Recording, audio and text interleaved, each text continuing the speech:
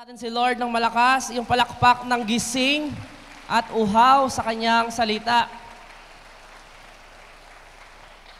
Praise the name of Jesus. Shall we all pray?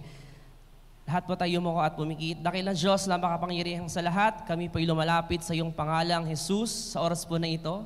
At dalangin po namin habang kami ay nakikinig, nag-aaral ng iyong salita, ang iyong pangalang Jesus lamang ang maitaas sa aming kalagitnaan.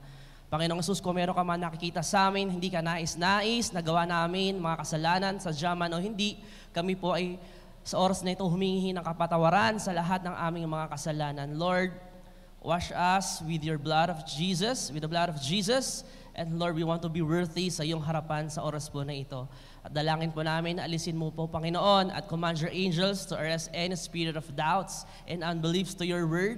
Sa bawat sulok ng ang aming simbahan, Panginoon, we want to experience your presence, your glory, Panginoon, sa oras na ito. At dalangin din po namin sa lahat na nanonood, hipuin mo ang kanilang mga puso, ang kanilang mga isip, Panginoon, habang sila ay nakikinig through online, Panginoon. At Lord, dalangin po namin, maramdaman namin ang iyong presensya and we bind every spirit of witchcraft, Panginoon, sa lugar na ito or sa palipad hangin, in a spiritual realm. We cancel it in the name of Jesus and we want to focus, Panginoon, sa iyong salita, sa iyong cross, Panginoon, sa oras na ito.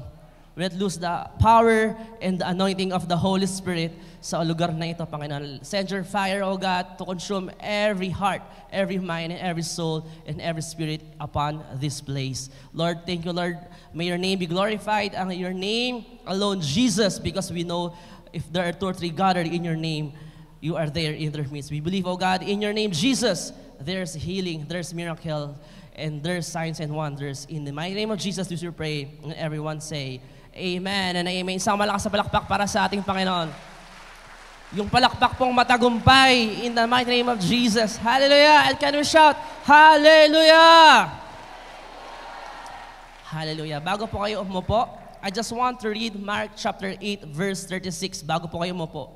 Sabi po dito, for what will it profit a man if he gains the whole world and loses his own soul? Ulitin ko po sa Mark chapter 8 verse 36. For what will it profit a man if he gains the whole world and loses his own soul? Shall we proceed sa ating pong Bible reading, sa ating pong text? Buksan po natin ating mga Biblia sa John chapter 11 verses 1 up to 44. Bibilisan po natin ang pagbasa and I'll read this in Tagalog kung nandyan po. Yan, basahin po natin itong sabay-sabay.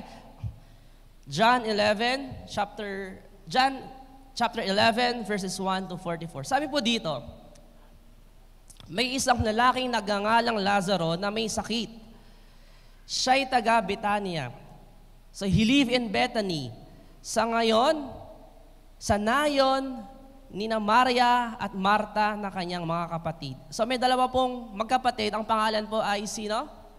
Si Mary and Martha. Sabi po sa verse 2, si Maria ang nagbuhos ng pabangong langis sa paa ng Panginoong at nagpunas ng kanyang buhok. Kapatid niya si Lazaro na may sakit. Sabi po sa verse 3, kaya't nagpasabi kay Jesus ang magkapatid, Panginoon, ang mahal niyong kaibigan ay may sakit.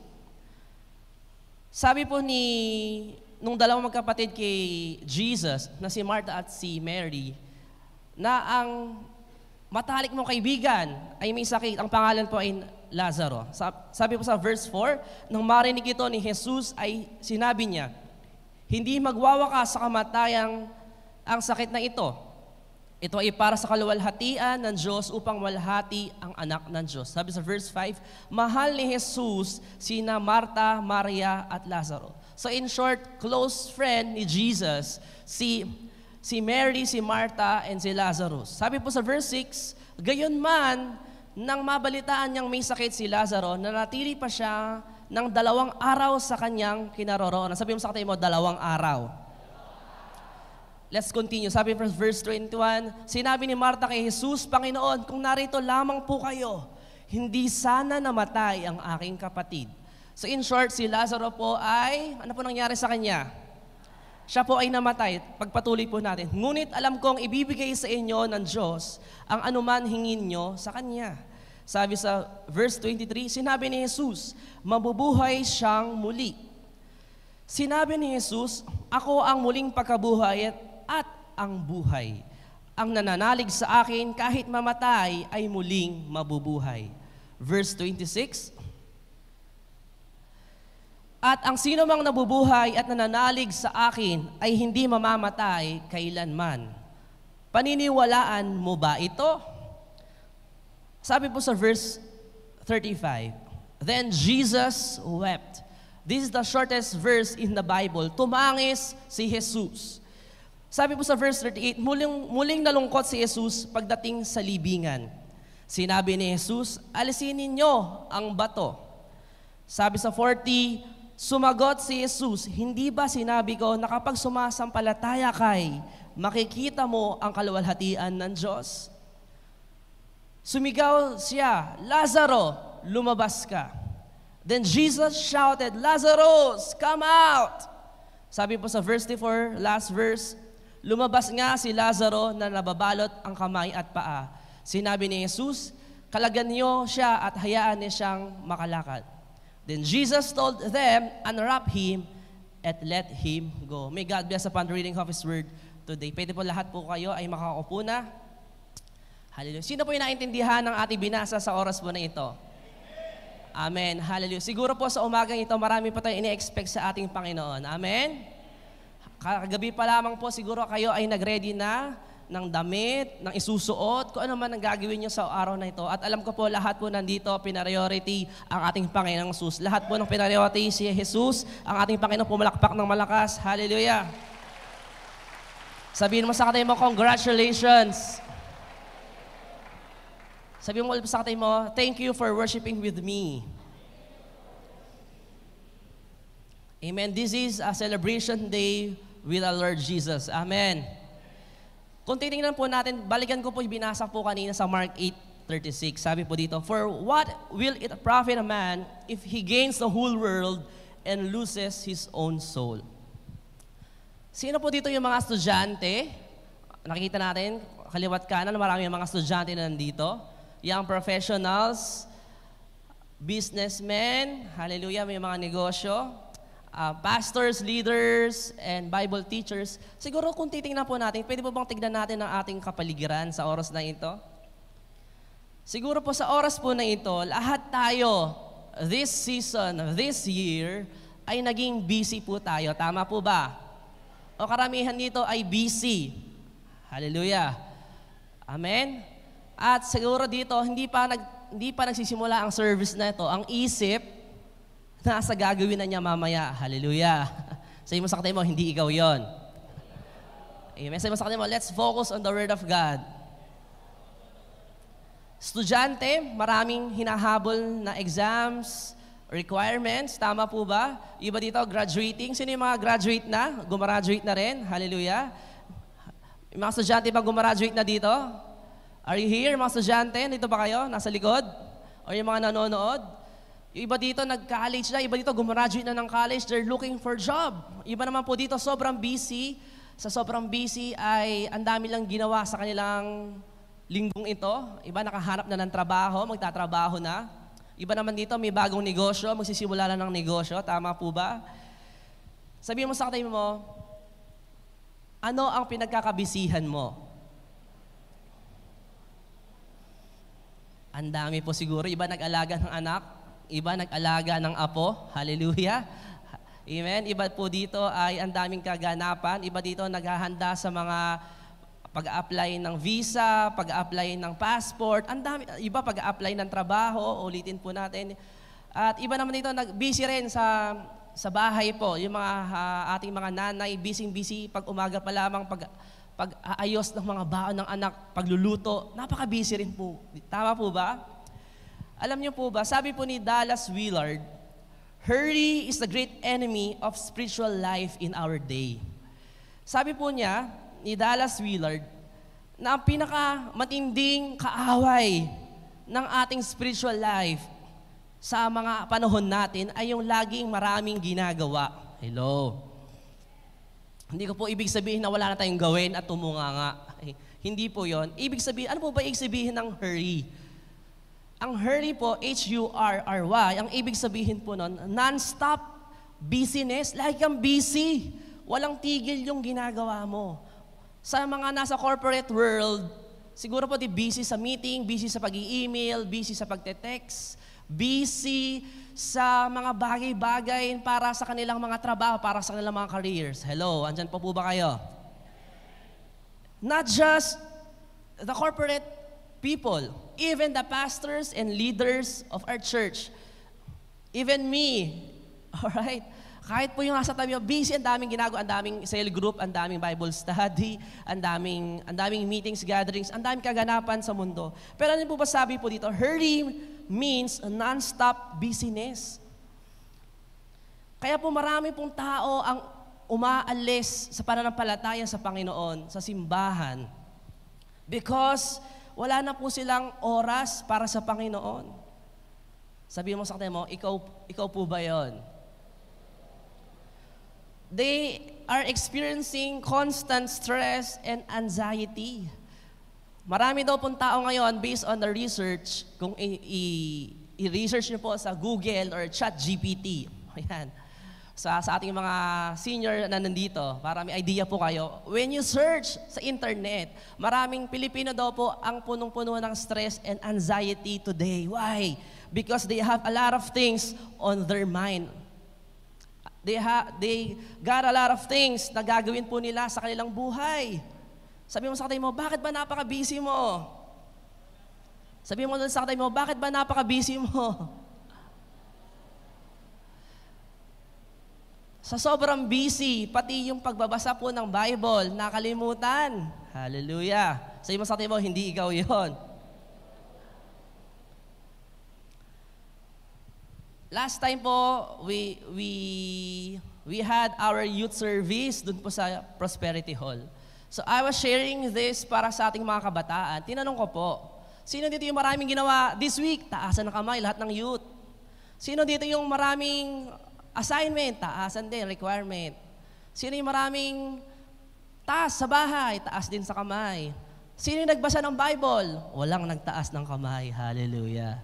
See, it is a gauge na ang world po natin ngayon, the world is pushing us para gumalaw, magtrabaho para sa mundong ito. Sabi po daw, for what will it profit a man if he gains the whole world and loses his own soul? What's the point of being busy and being in a hurry if we're gonna lose our own soul? Hello? Andyan pa po ba kayo? Hallelujah. Sabi po ni Carl Jung, hurry is not of the devil. It is the devil. Why? Kasi ang kaaway po, gusto tayong mapalayo sa ating Panginoon.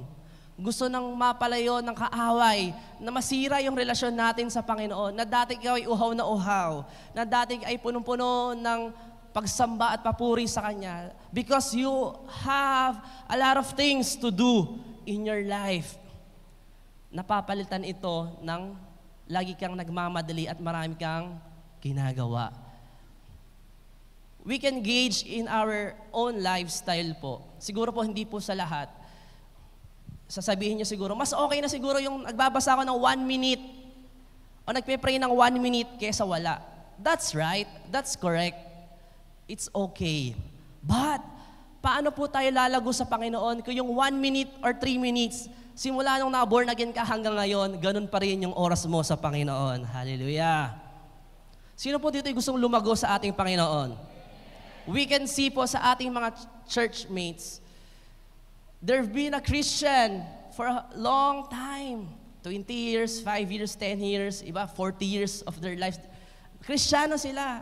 But, are they growing? Are we growing in our spiritual life? Ano po ba yung spiritual life? Ano po ibig sabihin ng sinasabi natin spiritual life? Ang spiritual life po, ang ibig sabihin po na to, it's our ability to receive the love of God and to share the love of God to other people and to bring back the love of God back to Him. Ipakita natin yung pagmamahal natin sa Panginoon. Youth, not just the youth. Ano po yung mga bagay na lagi tayong or senyales na lagi tayo nagmamadali.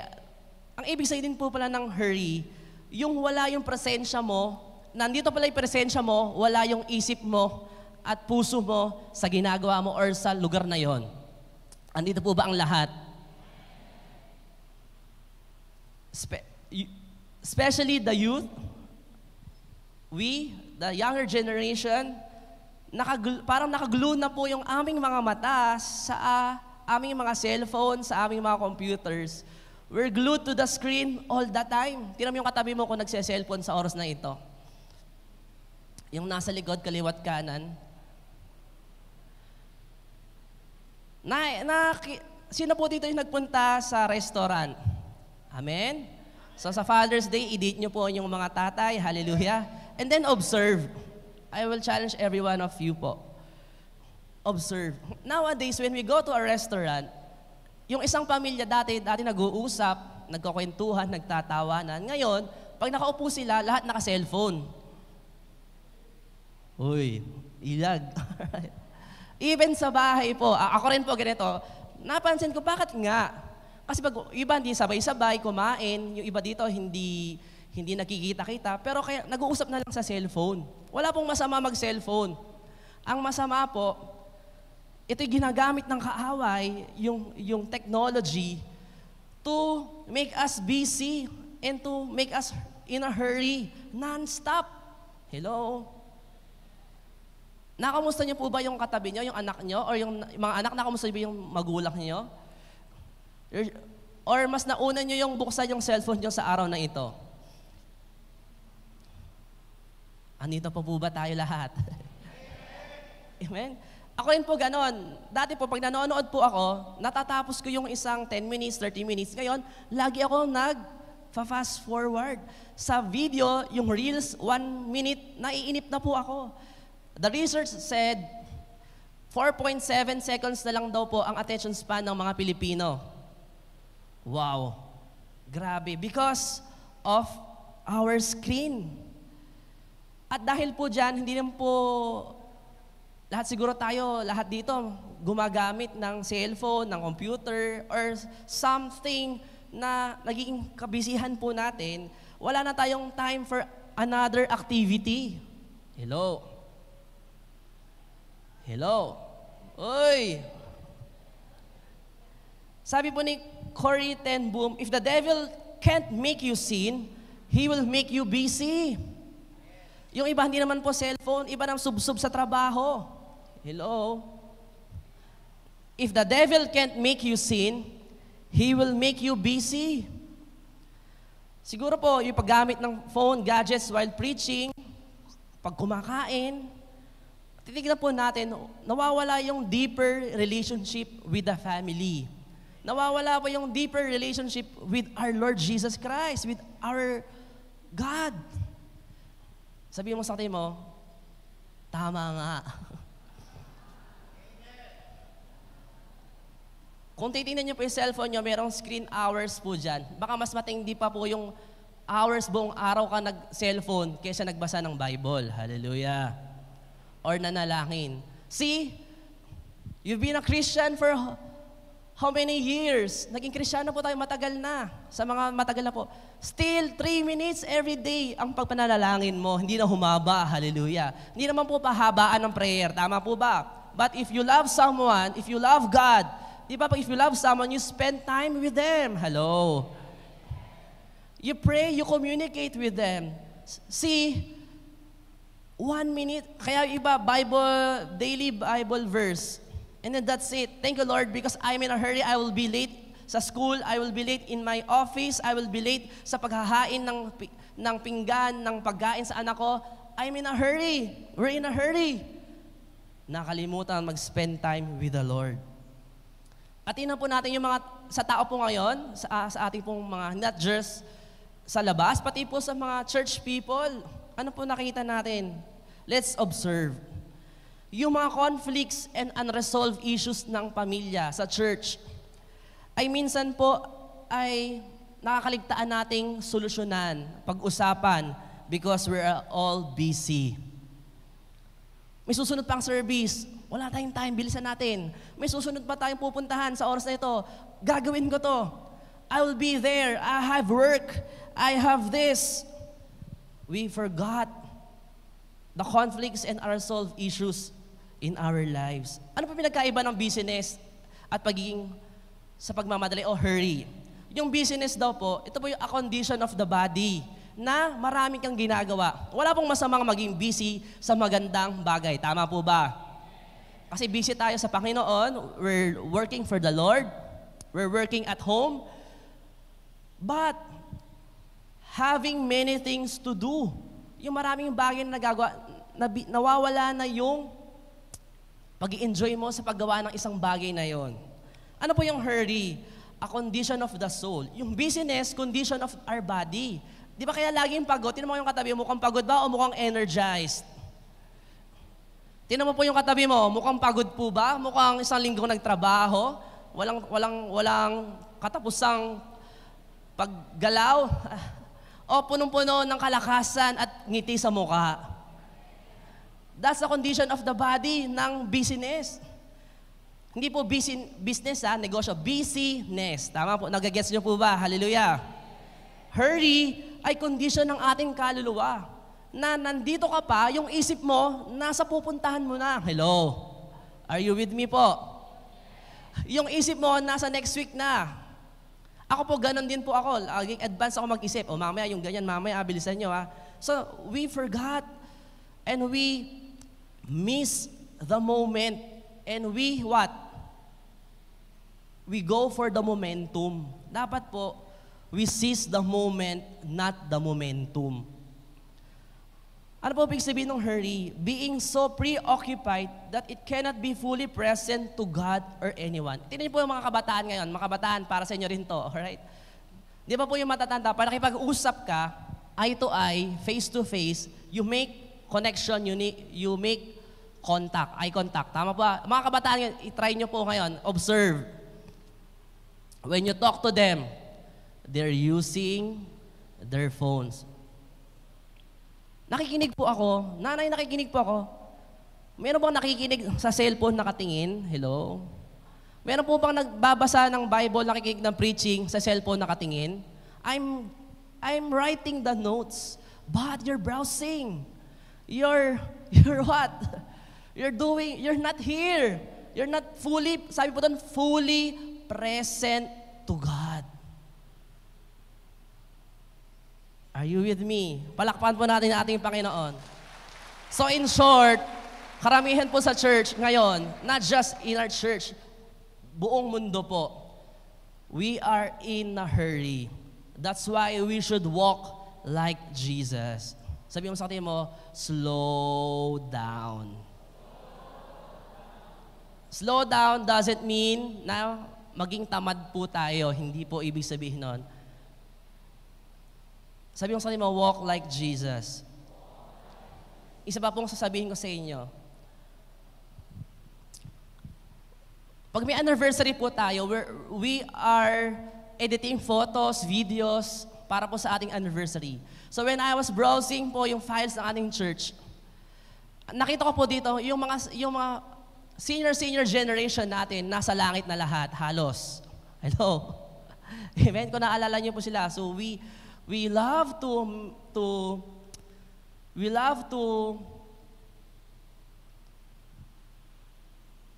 seize the moment na kasama po natin sila. Tama po ba? Na alalahanin natin yung mga taong na nakasama natin sa simbahan at nasa langit na sila. So when I was browsing po, photos, ang bilis po pala talaga ng panahon. Ang bilis ng buhay ng isang tao. So, pag lagi tayo nagmamadali at wala yung presensya natin sa mga tao nasa paligid natin, we will miss the moment. At one day, pag kinuha ni Lord, wala na. So, why are we in a hurry? After the service, we went out, we were in a hurry to go out. Why not we fellowship, we ask our friends, hallelujah, and ask them how are they doing in life. Hello? Andyan pa po ba kayo? Bakit ba, kami rin po, pag nagliligpit, nagmamadali kami, bakit? Wala naman po kami hinahabol. Oo nga, no? Why? Because we want to do a lot of things in a limited time. Sino po ba nagsabi na bumili ka ng maraming bagay at pagtrabahuhan mo ng oras-oras, 24 hours sila nagtatrabaho para bayaran yung mga bagay na yon? Wala naman po nagsabi. Ang pangako ng Panginoon, He will give us abundant life. Sabi mo sa Bible, the blessings of the Lord brings wealth and there's no sorrows with it. If God gave us blessing, there's no sorrows with it. Kasi kailangan kong bayaran yung kotse kong bagong bili, sports car. I only need to work 3 jobs to pay for it. Kailangan kong bayaran yung niloan ko sa bangko. Sino nagsabi sa iyo? Ilahad po natin ang ating dalawang kamay sa oras po na ito. Nung last time po, when Prophet Angkya, Pastor Angkya, nagpunta po siya dito during the camp, she asked us, kung ilalahad natin ang ating kamay, at hihingi tayo sa ating Panginoon ng blessings. Of course, di ba, sabi ni Bishop, who wants blessing? Ako yon, akin yon. But, anong blessing kaya ang hihingin mo at ilalagay ni Lord sa kamay mo? Marami po magsasabi dito, you need money. We need money. Tama po? Pero ano gagawin mo sa pera na yan kapag binigyan ka na ng Panginoon?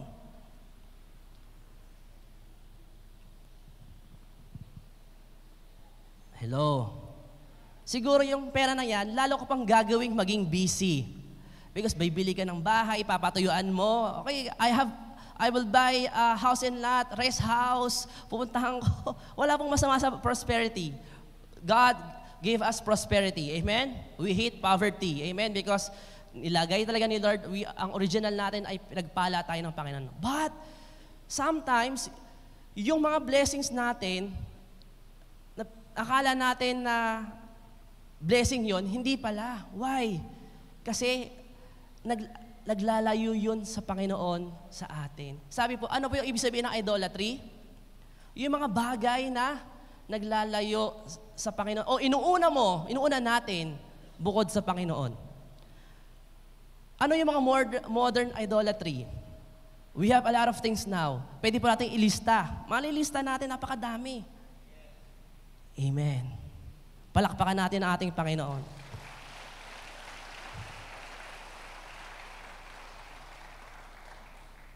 Sino nagsabi sa atin? Ang karamihan po kasi ginagawa natin, Lord, bless me. Send forth your financial blessing. Send forth your blessing. Come. It's okay. Okay? That's right. Because we act on our faith. Tama po ba? Amen. Pero sinasabi natin sa Panginoon, Lord, give me this. Give me this. We are what? Sinasabi natin po sa Panginoon, ito ang gusto mo. Di ba po, Panginoon? Why not when we ask God, Lord, ano po ang gusto mong pagawa sa buhay ko? Ano gusto mong gawin ko para mabigyan ka ng kalawalhatian sa buhay ko? Amen? Sabi mo sa binasa natin, what it will profit a man if he gain this whole world if he loses his own soul. Marami po ngayong mga pastor din, at mga big-time negosyante, mga nagtrabaho at naging successful sa buhay, but they forget their own soul. Napabayaan po ang kanilang sariling kaluluwa. Ano po yung pag-uusapan natin? Walk like Jesus. Sabi po sa isang libro, may isa pong Japanese writer, author, ang sinulat po niya, 3 Mile an Hour God. Si Kasuke Koyama. Kuwari, kilala niyo po. Amen? At I've listening po sa preaching po nito when we were in our conference. Sabi ko, ang gandang teaching po nito. Why? Sabi po kasi na Kasuke Koyama, love has its speed. It is a spiritual speed. It is a different kind of speed from the technological speed to which we are accustomed. Nakasanayan nating lagi tayo nagmamadali, marami tayong gagawin. Kailangan natin, hindi ko pag sabihin nito na maging late po tayo sa mga bagay. No.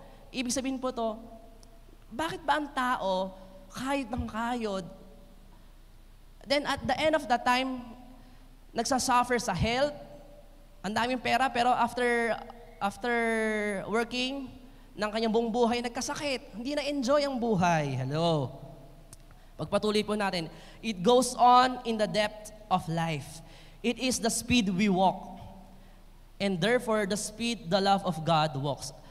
Kung susumahin po natin, sabi po ni Kasuke Koyama, na ang tao, ang normal na tao, pag naglalakad, ang speed po na kanyang paglalakad ay 3 miles an hour. Naglalakad. Sino pa yung nag-walking po dito, nag-exercise? Amen? Amen. Sabi mo sa kanila mo, galaw-galaw din. Amen. Amen. Naglalakad din po ba? Amen. So sabi po doon,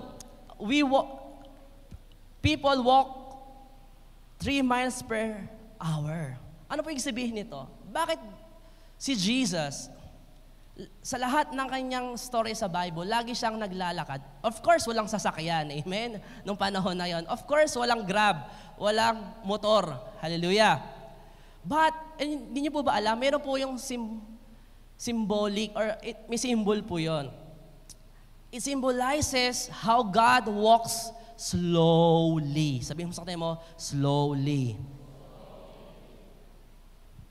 Personally and intimately with His people. Si Jesus Christ po pala, pag naglalakad, lagi siyang nakipag-fellowship sa kanyang mga kasama. Andyan pa po ba kayo? Hallelujah. Never in a rush. Si Jesus hindi nagmamadali. Bakit? He's always on time.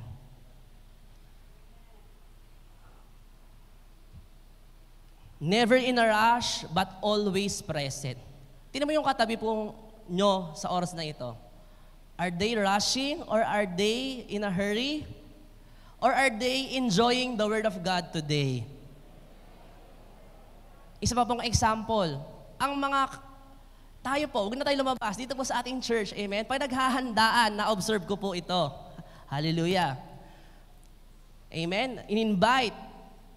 Nag-celebration. Pagkakain, nag-uuwian agad. Hallelujah. Bakit ba nagmamadali talaga? Kasi yung bahay namin walang bantay. Praise the Lord. Yung bahay mo walang paa, walang gulong. Amen? Hindi aalis. Hallelujah. Amen? Nagmamadali. At may angels ang Panginoon. Amen? At pagkakain, kapaalam na kami kasi gabi na. Talaga naman pong gabi na. Hallelujah. See, observe. We're always in a rush. Why not we celebrate and we enjoy the moment? Sa church po, ganyan din. Hallelujah. Balikan po natin. Why Jesus is always walking slowly. At gusto po natin pag-aralan ngayon, we should walk like Jesus.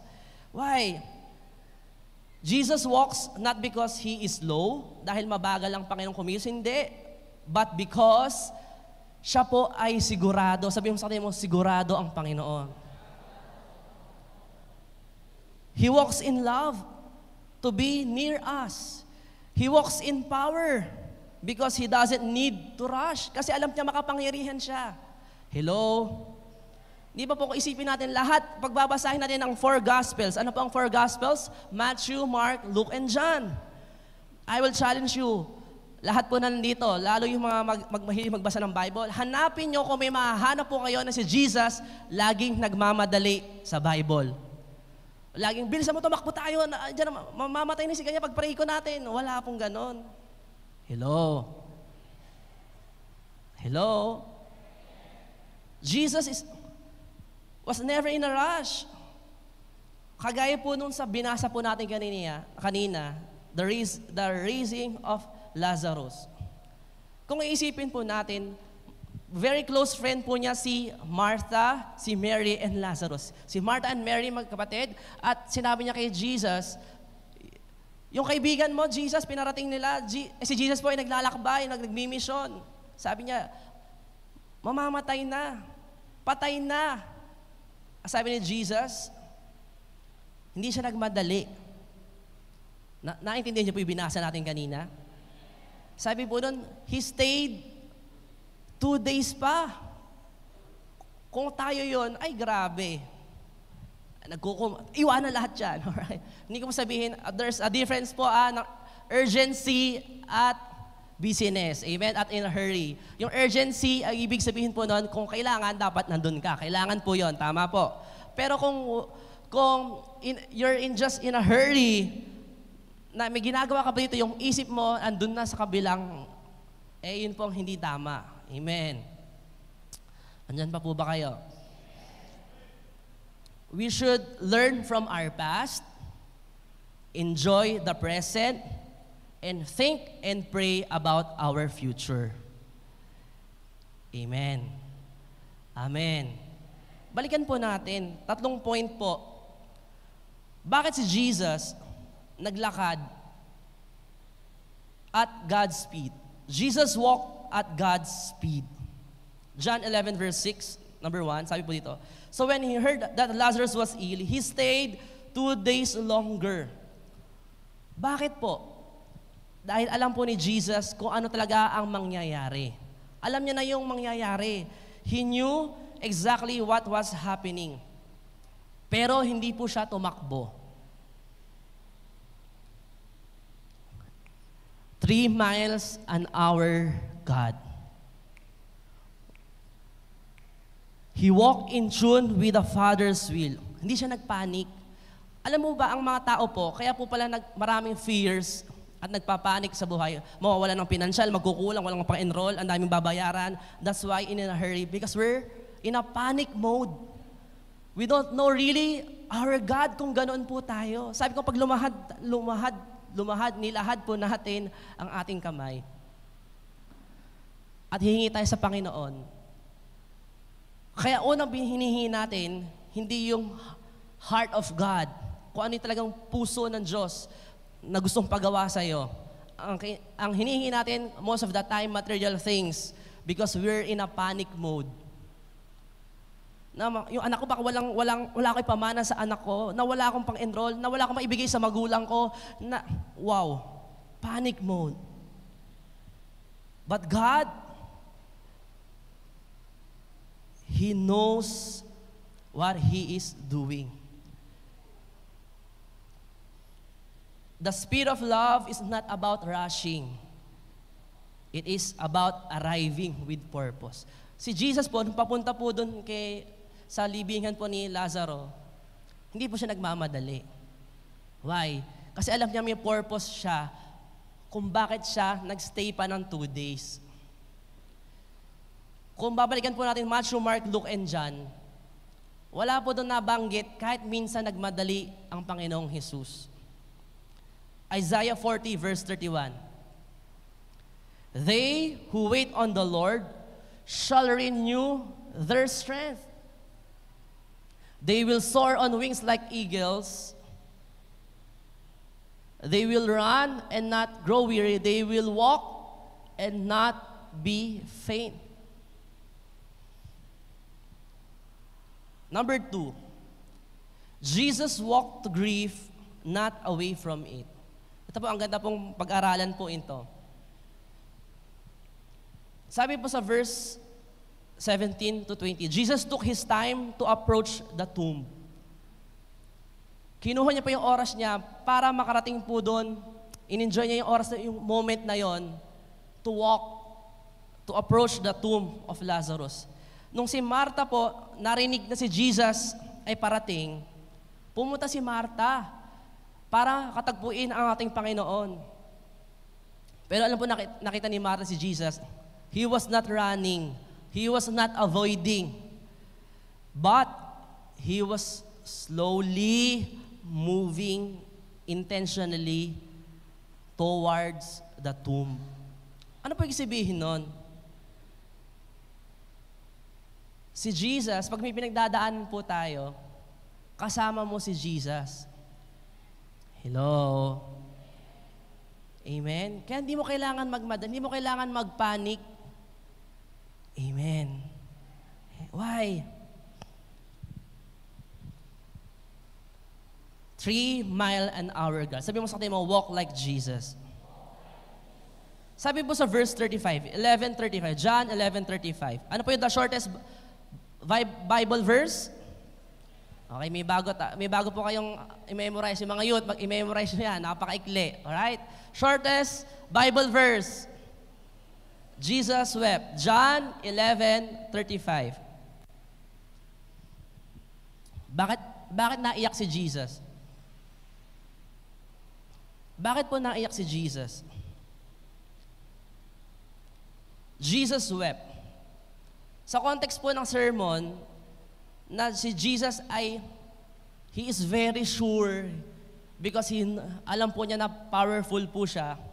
Alam po ba, intentional po yung journey niya kay Lazarus. Why? Kasi alam po niya, ang tao pag may pinagdadaanan, it takes time to process kung ano yung pinagdadaanan ng taong yon.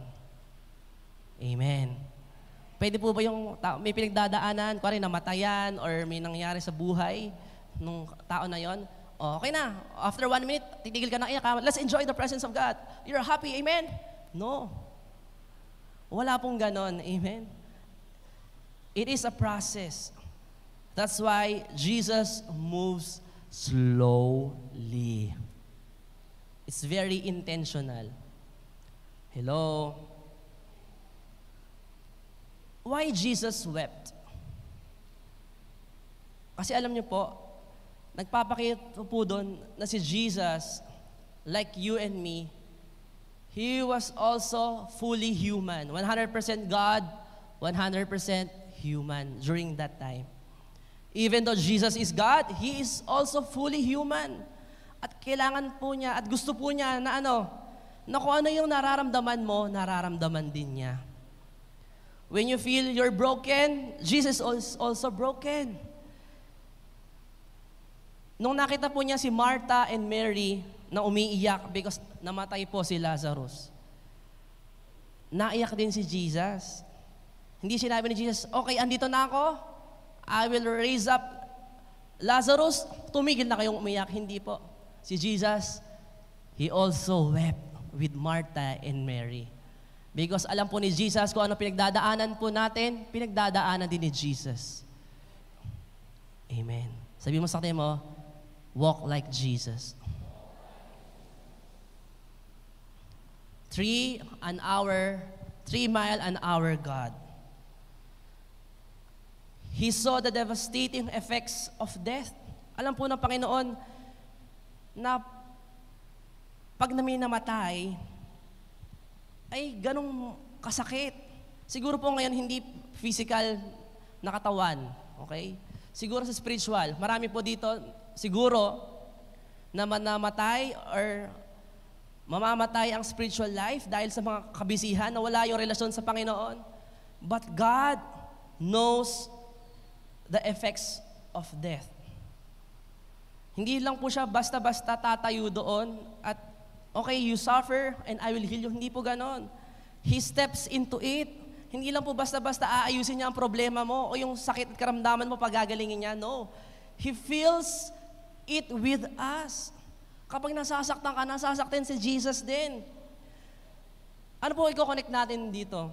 Jesus didn't run past grief. He walked slowly in it. Kung ano yung nararanasan mo, nararanasan ni Jesus. At nakita po niya si Martha and Mary at yung mga taong nagluluksa because namatay si Lazarus. Ganon din po si Jesus. Slow enough to walk with you through our sorrows. Si Jesus hindi nagmamadali to walk with us. Hindi ka tinutulak, bilisan mo. Kung mag-move on ka na, bilisan mo. Yes, that's right. But Jesus was never in a hurry. And everyone say, palakpakan po natin ang ating Panginoon.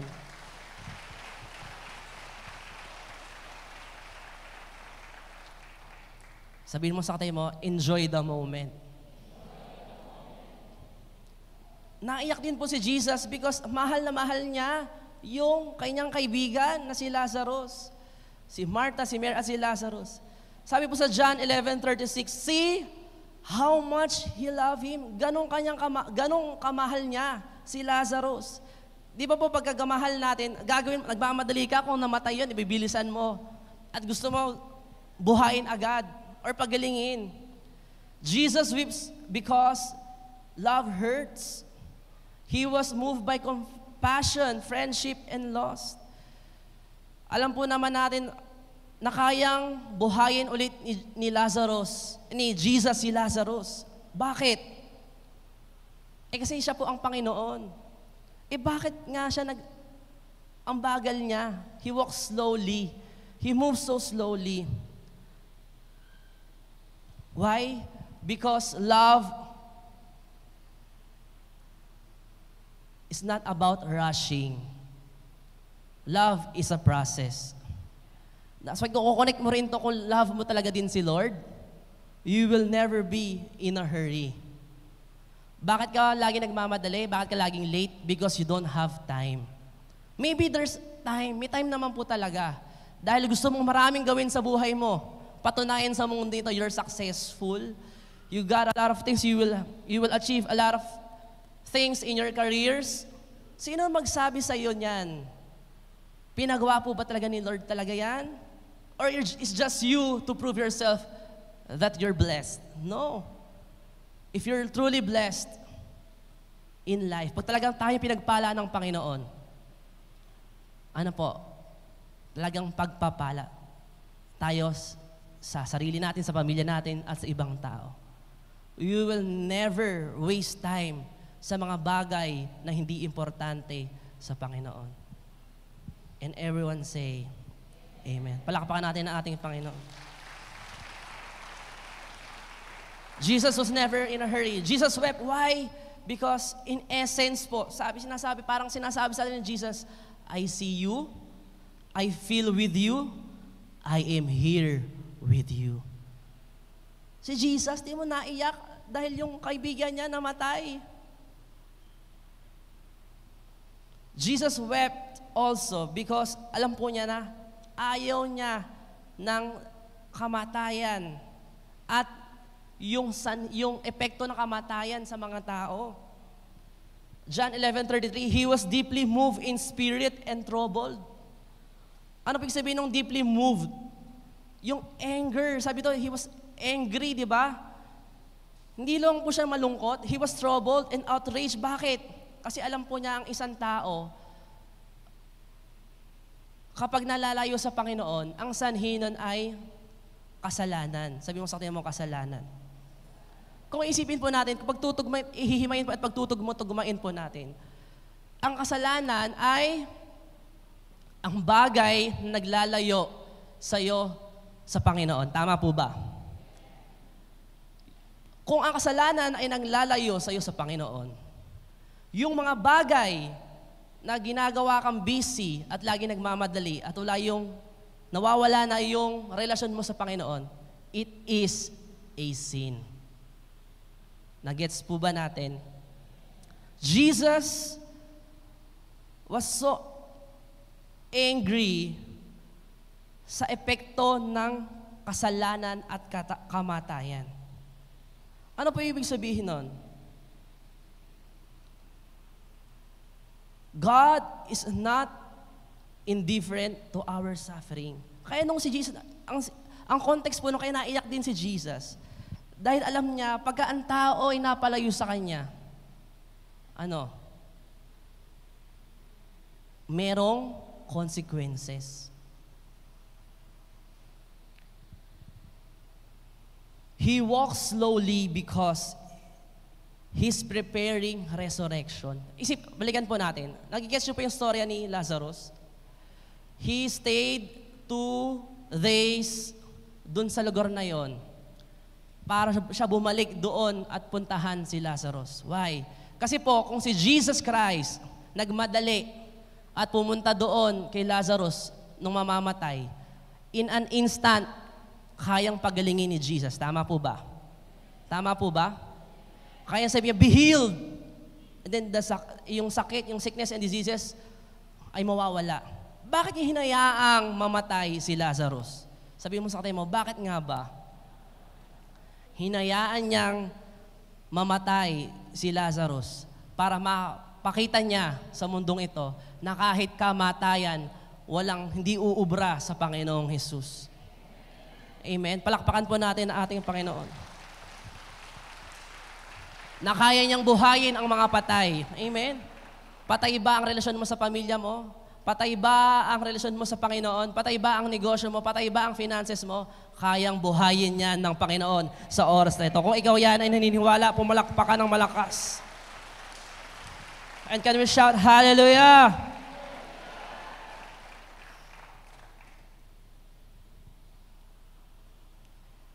He did not rush because He was late. Si Jesus po ay hindi naging late. He's not in advance. He's not late. He walked slowly because He was the Lord. 3 mile an hour God because He was God. He was the Lord. Hindi po siya naiyak din dahil wala siyang magawa. Hindi po. He was not because He was powerless, because He was loving. Pinapakita niya kung gaano kamahal niya yung taong na yun na si Lazarus. He was loving and present. He is present on that grieving. Si Jesus, pag may naranasan po tayo, nararamdaman tayo, He is with you. Amen? Number 3 and last point. Jesus' timing was not ours. May sariling timing si Jesus. Di ba sa Bible po, yung 1,000 years, maybe it's just one day for Jesus, for our God. Maybe yung one day natin, 1,000 years, it's just like that. Sa mga kapaligid po, nung tao na yon, na nakikiramay kay Martha at Mary dahil namatay si Lazarus, John 11:39-44, sa mga na tao na nakapaligid, sabihin siguro nila, si Jesus, late na dumating, namatay na si Lazarus, sayang. Marami po ba tayong sayang moment sa buhay natin? Sayang. Amen. Sayang, dati tumataya ko ng loto, yung numero ko tumama, sayang. Sabi mo sa kanila mo, bawal yon. Amen. Covetousness daw po yun. Amen. Ang daming sayang moment. But Jesus is never too late. Amen. At God's speed, at God's pace, yung kamatayan, hindi po yun ang huli. It was the stage for miracles. It was the stage for a miracle. Kung si Jesus po, sabi ko nga kung si Jesus po nagmamadali, siguro pinagaling na lang niya. At walang naisulat na istorya na si Lazaro namatay at muling nabuhay. Siguro naisulat na lamang ni John, sa Book of John, na pinagaling ni Jesus. Kasi si Jesus napakabilis tumakbo. Alright? Wala pong ganon. Amen? Jesus walked slowly.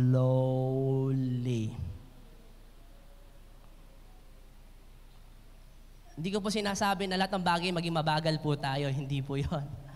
Ang sinasabi ko po, pinag-uusapan po natin, when it comes to our relationship with the Lord, unahin mo si Lord. Amen. Unahin po natin ang ating Panginoon. Ano po ang mapaprofit natin kung lahat ito meron tayong. Ako po ay nasasama po lagi nila Bishop, nila Mami po sa iba-ibang lugar. So someone bless us sa magandang hotel, pinahiram ng sasakyang maganda. We met a lot of people, mayaman, mahirap, super yaman. Amen. Talagang pinagpala ng Panginoon. Pero isipin niyo po, pare-pares lang din po ng lasa.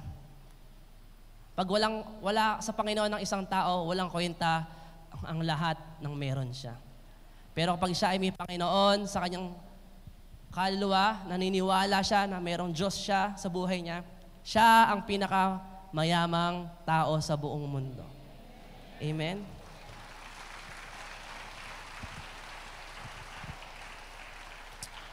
Now we're living a modern life. Hindi kagaya po nun talaga, walang grab, walang train, walang kotse. Talaga literal po na naglalakad sila.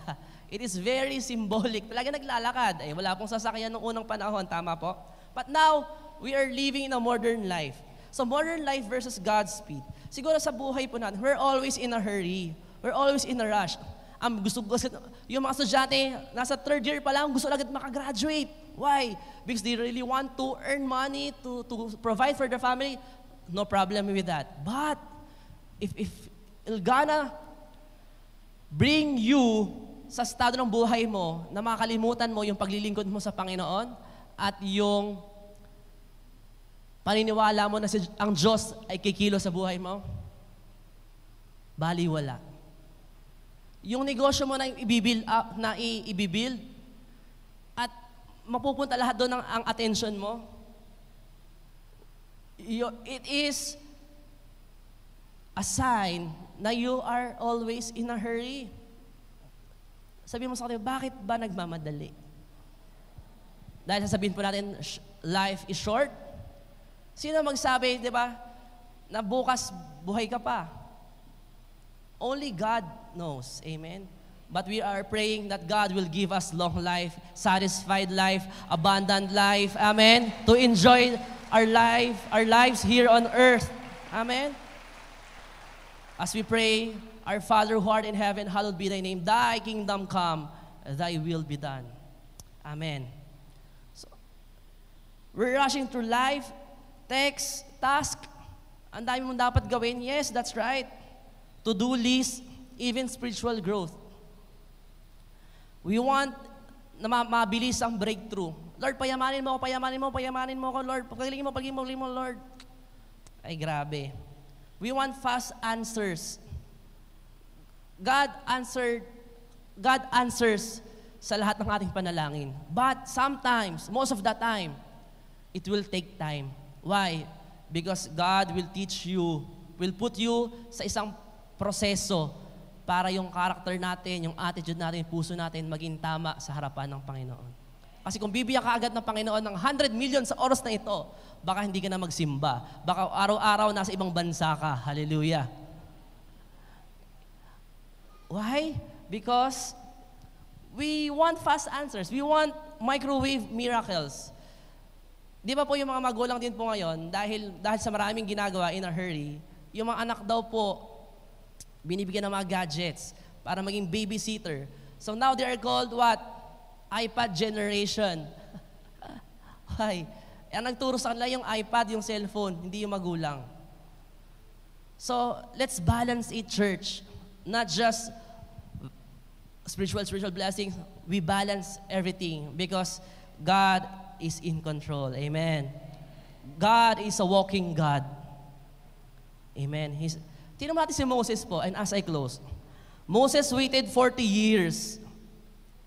Really? Yes. Before leading Israel. Hindi ka naman po sinabi mag-antay ka ng 40 years. Example lang po ito. Jesus lived 30 years ng tahimik bago siya mapunta sa ministry. The disciples waited 10 days for Pentecost. Even Sarah, ang tagal niya nag-antay sa anak. Pero I pray sa mga nag-antay ng mga anak dito, amen, bigyan na kayo ng mga anak ni Lord. Amen. Hallelujah. Amen. Why? God often moves slowly but steadily. Si Lord hindi pa bago ng isip. He is very sure. He's very consistent. He's very steady because He walks in love. Tingnan mo, isang bagay po na minadali, madaling pakawalan, madaling sirain, hindi masarap. Tama po. Yung mga nagbe-bake, sino po nagbe-bake dito? Ng cake, ng pagkain, nagluluto. Ang isang bagay na minadali sa pagluto, hilaw, hindi masarap. Or maybe, yung labas, luto, yung loob, hindi. Again po, sa pagiging Kristiyano, ang mga minadali. Even in the church, promotion sa church, everyone wants to be pastor, leaders. And then, hilaw yung loob. Ano po ibig sabihin nito? Walk in the way of love, just as Christ loved us. Ephesians 5, verse 2. Ano po ibig sabihin nun? Ang ibig sabihin po ng walk like Jesus, walking, it implies intimacy. Sabi mo sa atin mo, intimacy. Ano po ibig sabihin nun? Na close po tayo sa ating Panginoon. Amen? Ang dami pong gagawin, ang dami mong may pipirituhin ka pang isda, may gagawin kang furniture, mag-aayos ka na sa bahay, pupunta ka sa work, may email ka pa, may meeting ka pa nga mamaya. Sabihin mo sa katabi mo, slow down. Ano ba, slow down, it doesn't mean na hindi po ikaw maging effective. Slow down, it doesn't mean na hindi ka na magiging efficient. Ibig sabihin po nun, you're doing it because you want to enjoy the moment with the Lord and with your family and with your loved ones, with your church mates, and with the people around you, doing it, at everything that you do it for the glory of God. Bakit po? Kasi pag we're running very hard. Running can leave people behind. Amen? Naiwan yung mahal mo sa buhay, hindi mo naisama sa lakad mo. Jesus walked with His disciples. Naglakad po ang ating Panginoon. Pag naglalakad po sila, di ba? They see miracles. Tingnan po pag naglalakad si Jesus, tingnan po lahat tayo dito sa harapan. Pag naglalakad po si Jesus, di ba na-observe niya yung fig tree, hindi namumunga? Kung tumatakbo si Jesus, baka hindi sila nakakita ng fig tree. Hindi niya napansin si blind Bartimaeus na bulag, na pinagaling niya. Pag kung nagmamadali si Jesus, si Zacchaeus na nasa puno, nalagpasan niya siguro. Hello? Jesus walked slowly. He ate slowly with sinners. Nakikain pa nga si Jesus. Amen. Siguro nag-communion si Jesus. Let's eat this, eat the bread. Amen. Let's go. Isa pa pong example, si Jesus, when He was on the way sa Calvary, buhat-buhat niya, He was carrying His cross. Hindi po tumatakbo si Jesus. Bilisan natin, napapagod na ako, bilisan natin. No. Jesus endured every moment. Why? Walking with the 3-mile-an-hour God. Because He is God. And everyone say, paano po tayo mag-slow down sa buhay natin? And as I really close, practice silence, Sabbath, and prayer time. Ano po yung sabihin nun? Minsan po, yung mga ingay sa paligid natin, tigilan natin. Kaya hindi ka makatulog at late ka kinabukasan, cellphone ka ng cellphone sa gabi. Nanonood ka pa. Ang dami mo pang ginagawa. Practice silence and solitude. Just, you listen to the word. Walang phone, walang TV, walang chit-chat. Kaya minsan tayo po, susunod pong topic nito, ang ganda po eh. Kaya mga tao maraming mabilis mairita, mabilis matanggal sa focus. Why? Ang dami dumatakbo sa kanilang mga isip. Sabbath. It is what? Sabbath day. Even God rested. At the 7th day after He created the world, 7th day, anong ginawa po ni Jesus? Ni God. Nagpahinga. So what should we do? Dapat po, tigilan po natin now. We know that faith is now. Tama po ba? Now faith is a substance of things, hope for the evidence of things not seen. Hindi mo nakikita, pinaniniwalaan mo. That's faith. Amen. But, alam po ba natin na ang pananampalataya ay kailanman hindi nakukuha sa madalian. Faith comes hearing and hearing by the word of God. Kung gusto mong makuha yung bagay na now faith, now na, Lord, pero yung pananampalataya mo hindi pa nag-grow. Why? Kasi wala kang time to learn, to study, to meditate His word. The Bible says, ano po? In the beginning was the Word, and the Word was with God, and the Word was God. Walking, it means intimacy. Amen. Amen. So right now, when we ask God, dapat ang tanongin natin, Lord, dati sinasabi, Lord, ito po ang gusto ko, di ba ito po ang gusto mo sa akin? Now, ang dapat sasabihin natin, Lord, ano gusto mong ipagawa sa akin? Ano ang plano mo po sa akin? And I will follow you. Remember, Lazarus, delay was not defeat. It was a divine setup. Amen. So walk with people. Okay, let's walk all together. Papunta sa destiny natin sa Panginoon. Amen. Palakpakan po natin ang ating Panginoon. When we listen to the Word of God, let's enjoy. When we worship, let's enjoy. Do not rush. We know we have system, we have timing, but when we are not in a hurry, pag hindi pa tayo nagmamadali, we will enjoy. We will enjoy people. Amen. Look around you. Let's enjoy the presence of God. Amen. Time flies. Napakabilis. Ako po, akala ko bata pa po pala ako. Hindi na po pala. Yung mga youth dati, nagiging young professionals na. Yung former generation natin, iba nasa langit na. Iba dati na tita, tito. Sila na yung lolo't lola ngayon. Hallelujah. And I've seen a lot of photos. Yung iba po dito, wala na. Nakakalungkot pong isipin, pero kung gagawin po natin, we will enjoy every moment with our Lord, with our loved ones, with our family, with our church mates. Wow. We will really see and we will tell people na we are really blessed by God. Amen.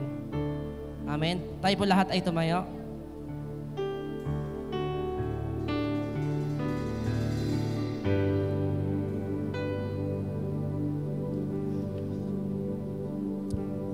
In our journey, in our life, ito po ay kakaibang race.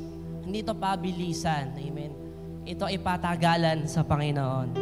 Many of us, sa oras po na ito, we want success, immediate answers, fast-forwarded lives.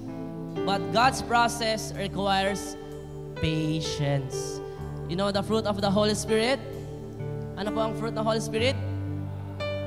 Joy, love, joy, peace, patience. It's 9. Long-suffering. See, even Jesus is teaching us. Why? Pag merong process, when we walk through His love, we will, what? Experience the fruit of the Holy Spirit. Final verse, Isaiah 40 verse 31, but they that wait upon the Lord shall renew their strength. Church, let's wait upon the Lord right now. If you're tired, pagod ka, dahil mong ginawa mong linggo, let's wait upon the Lord and God will renew our strength. Amen. Palakpakan natin ang ating Panginoon. Maybe we are tired of rushing, walking away from God. Jesus is walking beside us. Will you invite Him right now to stay and to enjoy the moment? Come on, lift up your hands to Jesus. 'Cause I want you most, Lord. I want you always. I want you more than ever, more than ever. Lift up your hands to Jesus. And I want you most, Lord.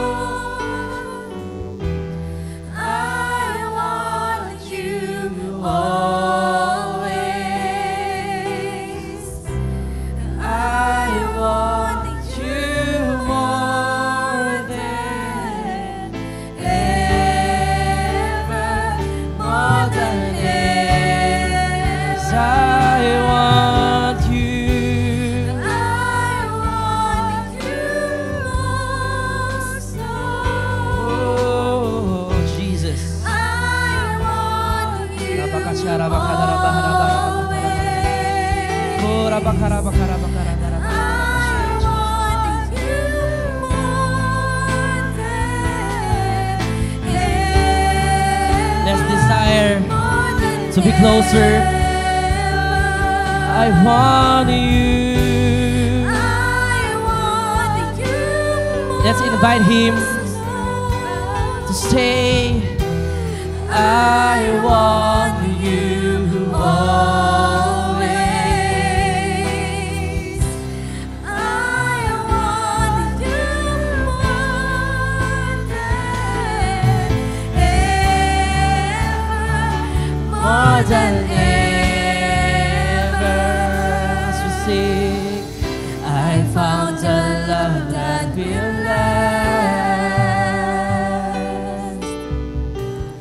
I found a love that stands the test of time. I found a love that will last, more precious than gold or silver. I want you more than ever. I found a love that will last. He's the God of love. I found a love that stands the test of time. I found a love that will last, more precious than gold or silver. I want you more. As we sing this song to Jesus, I found a love that will last. Oh, Jesus, stands the test of time. I found a love that will last, more precious than gold or silver. I want you more than ever. I want you most. Lift up your voice to Jesus. I want you all. That's right, church. Let's invite the presence of the Lord. I want you more than ever, more than ever. Yung mas malakas sa Panginoon, I want you. I want you most, Lord. I want you always. As you desire, as you tell Jesus that you want Him,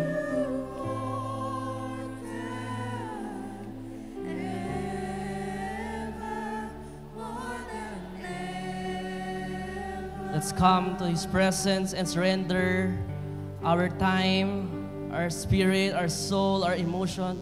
Come on, lift up your hands to Jesus. Talk to Jesus right now. Sige, lahat po tayo dito. Let's connect to our Lord Jesus Christ. Ask the Lord right now. Maybe God is asking you or telling you, are you tired of rushing? Are you tired of sa lahat ng mga bagay na marami kang ginagawa? But God can restore your hope. God can restore your heart. God can restore your strength. Hallelujah, Jesus. Thank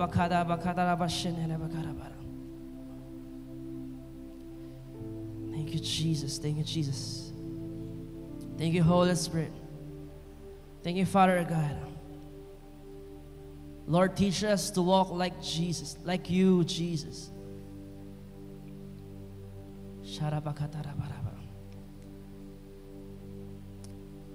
Pwede bang sumabay po tayo sa mikling panalangin? Sabihin po natin, Panginoong Yesus, sa oras po na ito, kami po'y lumalapit sa iyo. Humihingi ng tulong, nagpapakumbaba sa lahat ng aming mga gagawin sa aming buhay. Lord, turuan mo po kami na lumakad kasama ka, na hindi kami yung nauuna, kundi kasama mo kami sa lakad ng aming buhay. Tulungan niyo po kami na hindi magmadali sa mga bagay-bagay, lalong-lalo na sa presensya mo. Panginoong Yesus, Gusto ko po lagi na marinig ang iyong boses, na marinig ang iyong direksyon, na marinig ang iyong pagsama sa aking buhay. Gusto ko po namin ikaw maramdaman, maranasan sa bawat buhay namin, sa bawat desisyon na aming gagawin sa linggong ito, at sa mga susunod pang panahon, kasama ka po namin. Lord Jesus, pinapanalangin po namin ang aming mga sarili na lalo pang lumalim sa iyo. Pinapanalangin po namin ang aming pamilya na lahat sila ay makakilala sa iyo ng tuluyan at ang mas malalim pa. Panginoong Yesus, pinapanalangin din po namin ang aming simbahan, ang aming bishop, ang aming pastora, ang aming mga pastor, ang aming mga leaders. Panginoong Yesus, ipinapanalangin din po namin ang lahat ng mahal namin sa buhay, ang aming makakilala, na sila'y makakakilala pa sa iyo, na lagi lahat ng gagawin namin ay magbibigay kalawalhatian lamang sa iyo po, Panginoong Yesus. At simulang sa oras po na ito, uunahin po namin ikaw at wala nang iba. Thank you, Jesus. Ako na lang pong mananalangin. Panginoon, marami pong salamat sa oras na ito, na ang buhay namin ay laging sa iyo lamang, Panginoon. Lord, you are our priority, Jesus. No, hindi trabaho, hindi kayamanan, hindi pera, hindi estado sa buhay, hindi ministeryo, hindi ang aming simbahan, Lord, ang maglalayo sa iyo, kundi, Panginoon, walang bagay na maglalayo sa iyo. Because, Lord, we want to prioritize. We want to be closer to you. We want to walk like you, Jesus. An intimate walk with you, Lord. Yung relasyon namin sa iyo, lalo pang lalalim, Panginoon. At Lord, aanuhin namin ang lahat ng mundong ito kung aming kaluluwa, Panginoon, ay mapapahamak. Kundi, Lord, alam po namin, pag inuna ka namin, Panginoon, everything will follow. You said in your word, seek ye first the kingdom of God, and all these things shall be added unto us. When we seek you, and we will seek your kingdom, and all these things of this world will follow us, and we will use it for your glory alone. Lord, marami pong salamat, Panginoon, sa aming natutunan sa araw-araw na ito.